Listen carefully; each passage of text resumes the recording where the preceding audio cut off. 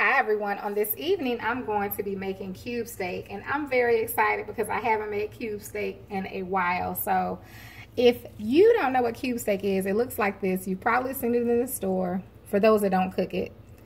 And you say, what is that? So I'm going to be making this, but I'm going to do my cube steak bites. You all know I don't like to leave meat really big, and it's just a preference. I like to be able to just have bite-sized meat and not have to cut it up.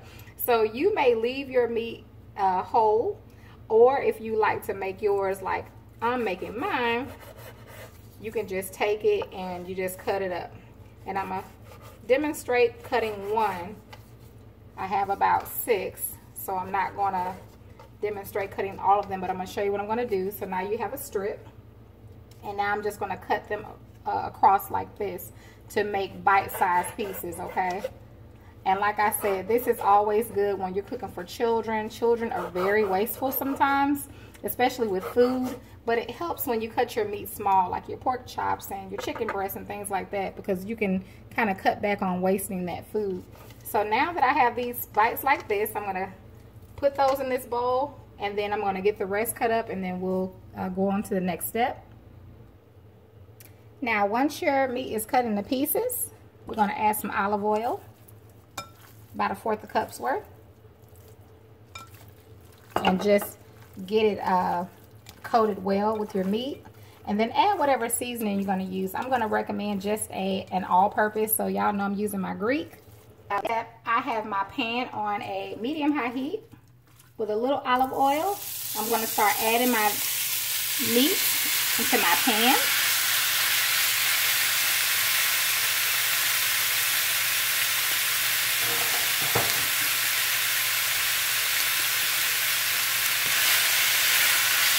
And we're just going to cook it until it's brown.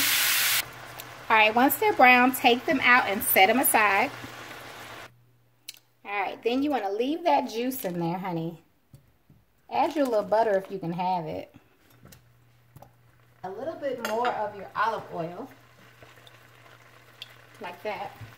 And I'm going to add a little bit more butter because I like butter. And I'm going to add some of my roasted beef base, okay? A couple of teaspoons worth. And you want to stir that like this. And what I have in a cup is some flour, and I added my seasonings. And we're going to add this into our mixture here. And you don't need a whole lot. It just depends on how thick you want your gravy. But you just want to stir it until it's blended well.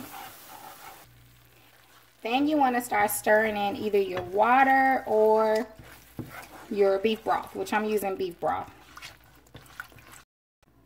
All right, once you stir in your liquid, give it a few minutes and it's going to begin to thicken up. So gravy now has thickened up. Always just give your gravy a few minutes.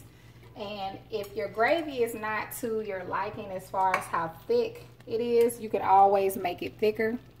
I've shared those techniques before. Or if it's too thick, you can always thin it out, okay? So, and I've also shared that. So now we're going to add back in our cube steak bites. And not just that, honey. You know I got to add in my onions and bell peppers. Y'all know I love me some onions and bell peppers.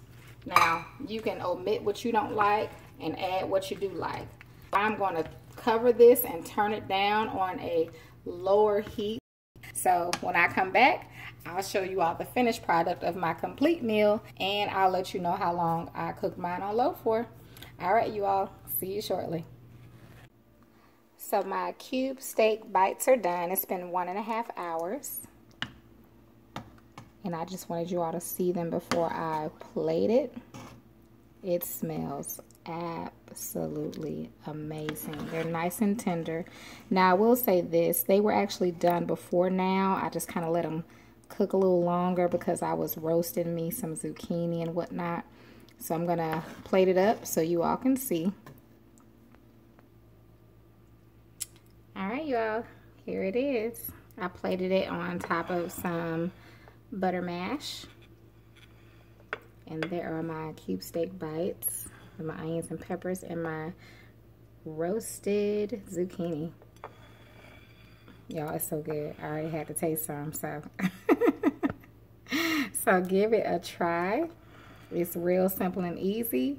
I want to thank you all so much for watching, and you have a wonderful, blessed day.